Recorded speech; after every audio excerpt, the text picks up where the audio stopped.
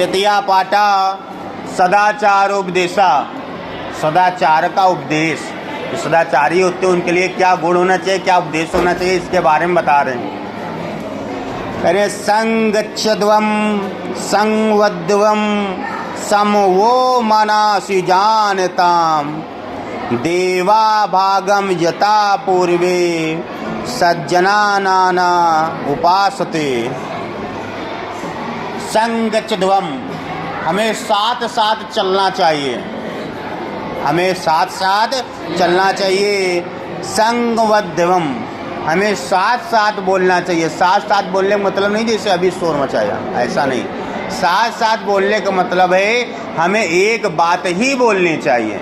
मतलब अगर मैंने कुछ पढ़ाया है यहाँ तो एक अर्थ ही पढ़ाया होगा जो सबने पढ़ा होगा, तो वही एक अर्थ ही सभी को याद होना चाहिए। ये नहीं कि हमें एक साथ बोलना चाहिए, यानी एक मत ही रखना चाहिए, एक मत से ही बोलना चाहिए।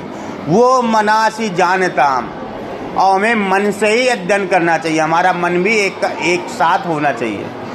जिस तरह से देवा भागम यथा, जिस प्रकार से देव रूपी पहले पूर्वे माने पहला सज्जना नाम उपासते, सज्जन होते थे, उसी तरीके से, यानी जैसे हमारे देवतुल पूर्वज पहले अध्ययन जैसे करते थे, वो साथ साथ जाते थे, साथ साथ पढ़ते थे, एक मत रखते थे और मन लगा के पढ़ते थे, वैसे ही हमें भी अध्ययन करना चाहिए।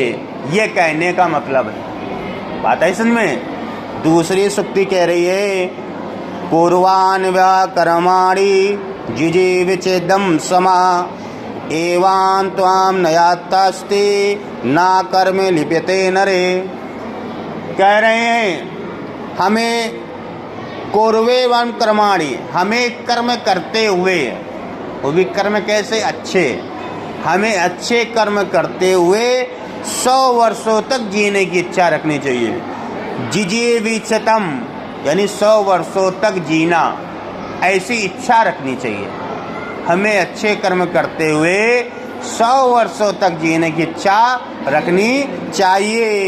एव त्वम नयान्ते अस्ति, ऐसी इच्छा रखने वाला व्यक्ति, अगर उसके कर्म अच्छे हैं और ऐसी इच्छा रखने वाला व्यक्ति 100 वर्षों तक जीवित रहता है। ना कर्म लिप्यते नरे, और कोई भी नर कर्म में लिप्त नहीं उठता है। कर्म में लिप्त होने का मतलब मर जाना, फिर से पुनर्जन्म होना, फिर से इस संसार में आना, फिर से वही कर्म करना, फिर मर जाना, फिर ऐसा नहीं होता है। कहने का मतलब अगर आप अच्छे कर्म कर रहे हैं और 100 वर्षों तक आप जीने की इच्छा रखते हैं, तो 100 वर्षों के मृत्यु के उपरांत आपको मोक्ष की प्राप्ति होती है। आप काल चक्र में नहीं पड़ते हैं। इतना रिवीजन कर